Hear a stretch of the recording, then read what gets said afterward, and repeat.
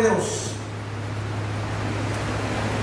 Si alguien no trajo Biblia, compártasela por favor, para que podamos leer juntos la palabra de nuestro Señor.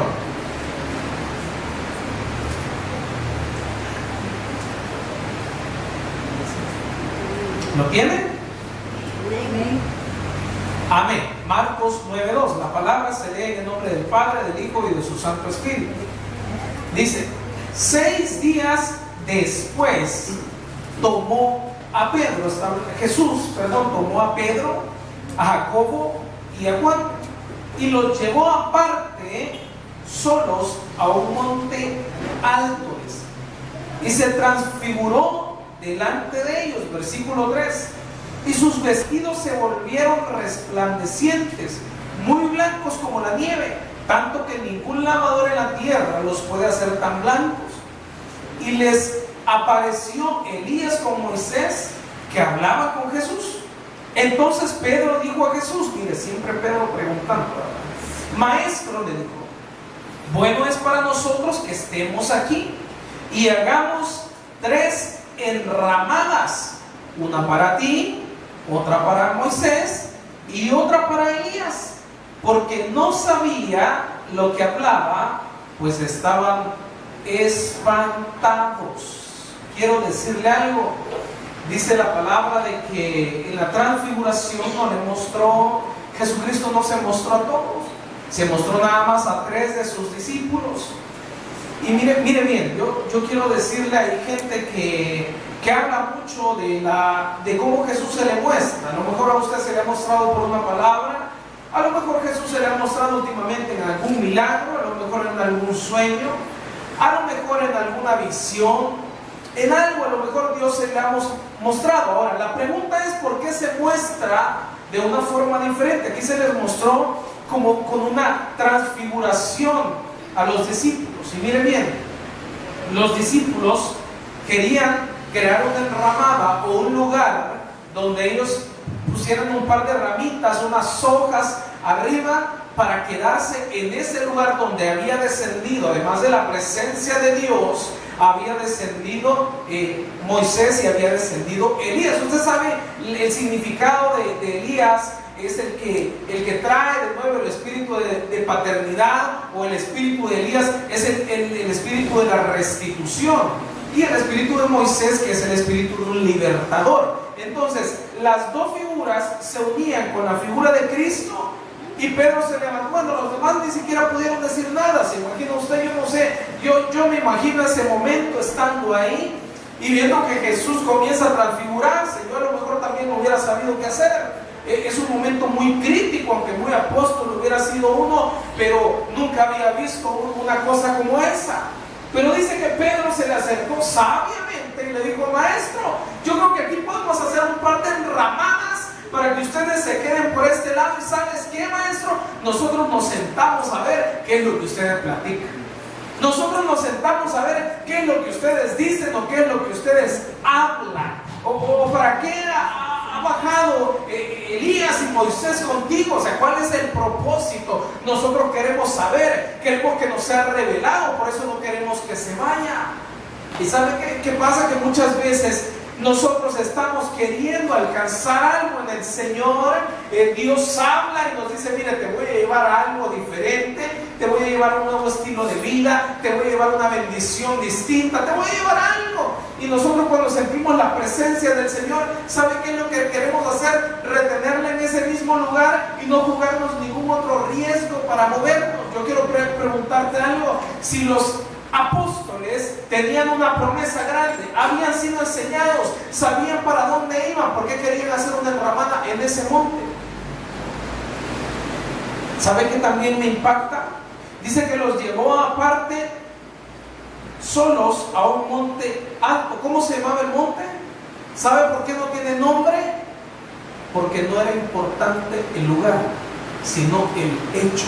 Hay mucha gente hoy en día que le está diciendo: Señor, dame unción, Señor, dame un don, Señor, dame un talento, Señor, desarrollar lo que yo tengo. Padre, ayúdame a alcanzar este sueño familiar. Padre, ayúdame a alcanzar este sueño de vida. Padre, restablecer mis finanzas. Padre, haz algo. El Señor dice, estás jugando dentro del campo de acción para poder alcanzar ese sueño, o simplemente te estás sentando y me estás haciendo un altar bonito diciendo, aquí está la presencia de Dios, aquí es que se quede. Y es por eso que Dios señala puntualmente cuando a veces hacemos altares con muñecos que no hay presencia de Dios. Hacemos cosas donde creemos que hay una presencia de Dios y que ahí se va a quedar.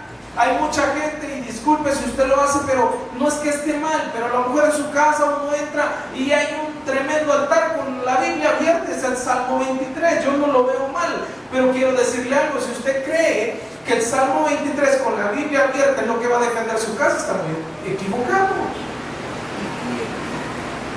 Porque a lo mejor va a entrar el otro y le va a decir, ya, el 24, 23 ya lo leí. Ayer pasé por aquí, estaba leyendo el 23, pero ¿por qué no le damos vuelta a la hoja? Porque eso se llama religiosidad. Pedro y los demás discípulos estaban viviendo un momento trascendental en su vida que querían volverlo religioso. Yo estoy seguro que si en ese momento hubieran existido los celulares con cámara, le hubieran dicho, espérense, acérquese un poquito más que esta la voy a subir, espera, y le tomo una foto.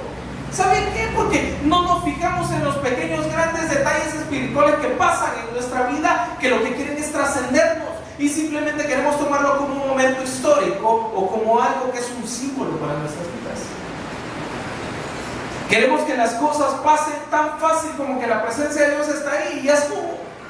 Hay mucha gente que me dice, mire pastor, yo ya entregué el sueño al Señor, Él sabe lo que... ¿Y usted qué está haciendo? Trabajando. ¿Cómo trabajando? Pues sí, yo trabajo, viene donde estoy en mi oficina y ya más adelante el Señor va a decir, ¿y qué está haciendo espiritual? ¿Cómo espiritualmente, pastor? En pocas palabras, no está haciendo nada. Predicaba yo hace algunos días acerca de qué es el trabajo, y por qué se trabaja, y para qué se trabaja, y cuál es la verdadera vida en abundancia de la que Dios habla. Que por supuesto no es por medio del trabajo, no es por medio del sudor, es por medio de Cristo Jesús. ¿Y sabe que a Pedro se le había olvidado eso? A Pedro se le había olvidado que había caminado con el Señor y lo quería dejar en un monte. La pregunta es, ¿dónde quieres dejar a Jesús? ¿En qué lado de tu vida? Es que llegas a tu negocio, es que llegas a tu casa, es que llegas a tu trabajo y dices, Padre, me encomiendo a ti en el nombre de Jesús, todo va a salir bien.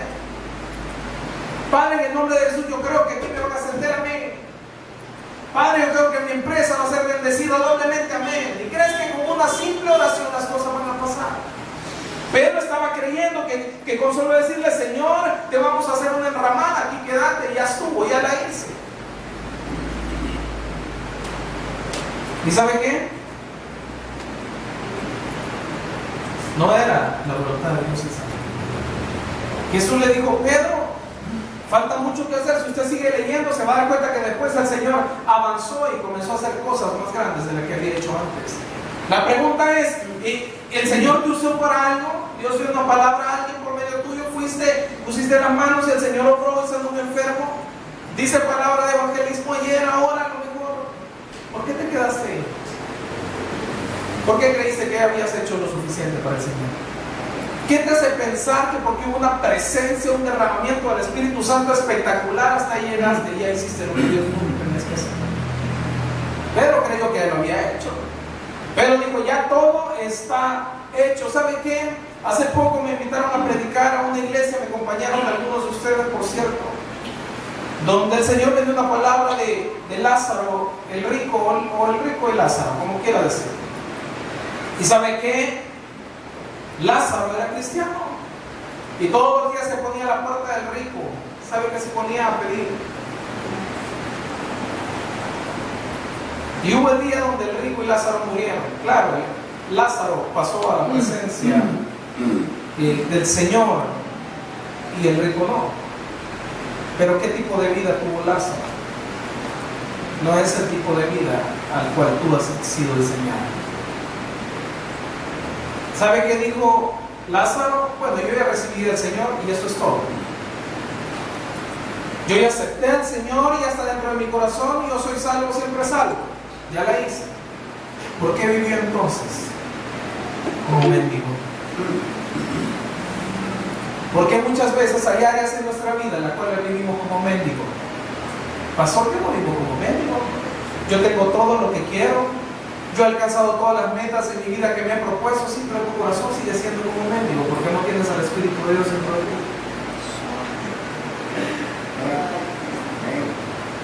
Aquí no se trata de qué tanto tienes, sino de cuánto estás lleno del Espíritu de Dios. Pedro pudo haber dicho, pero yo lo alcancé si se transfiguró enfrente de mí. ¿Sabe qué? Los otros 9 se quedaron allá, no vieron lo que yo vi. Eso no importa, porque al que más se le da, más se le pide. ¿Por qué se me exige tanto? Porque tienes un tremendo potencial y un don de Dios increíble para darlo a Él. Porque tienes tanto para dar que creíste que en un momento lo habías alcanzado todo y el Señor dice, ¡hey! Largo camino te espera. ¿Cuánto estás dando para el Señor esta noche? ¿Cuánto estás dispuesto a dar de aquí en adelante? Cuando decimos derrama tu gloria, Señor, derrama tu... ¿Y para qué? Señor, dame de tu unción. ¿Y para qué? Padre, hazme este milagro. ¿Para qué? ¿Para que vivas bien? Se transfiguró el Señor, bajó Moisés, bajó Elías, gloria a Dios. ¿Y qué te sirvió? ¿Cuántas presencias de Dios has experimentado hasta hoy? ¿Y cómo trascendiste de acuerdo a lo que viste o recibiste? Ese es el meollo. Ese es el verdadero reto de vida. ¿Qué tanto estás trascendiendo de acuerdo a lo que Dios te da a ti? ¿Crees que has alcanzado un nivel? Mire, quiero hablarle de un personaje muy especial en la Biblia. Acompáñeme por favor para Jonás. Acompáñeme para Jonás. Jonás 3 vamos a leer.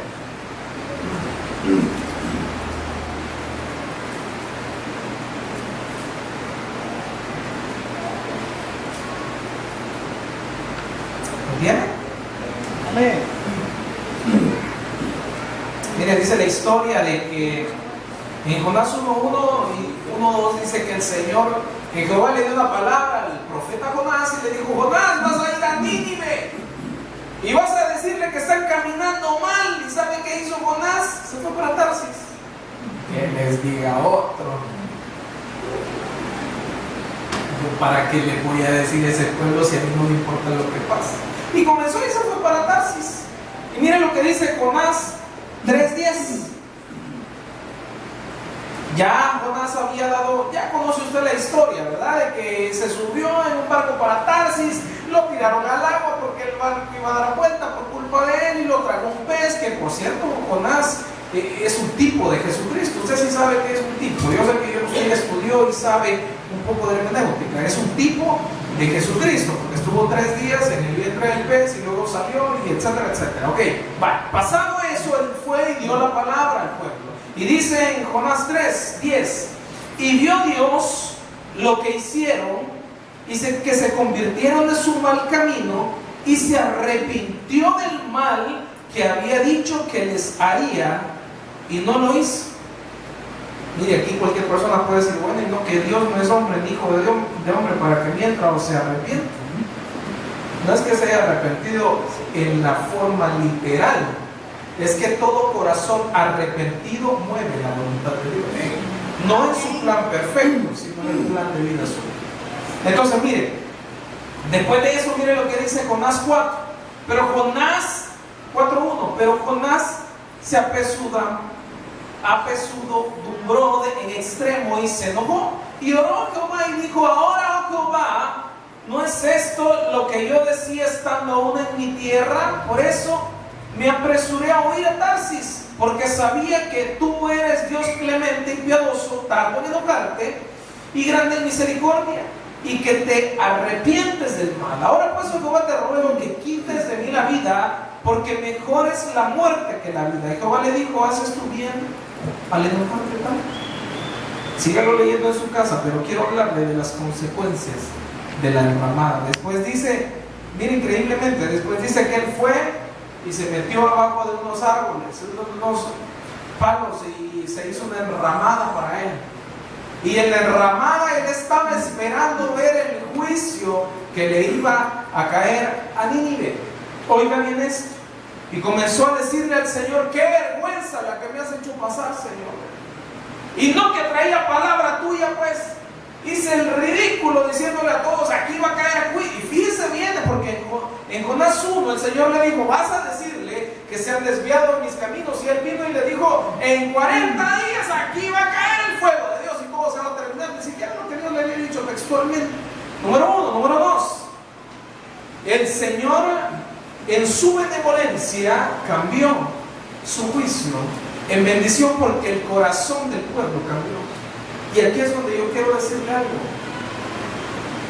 Hoy es día para que usted y yo cambiemos el curso de nuestra historia.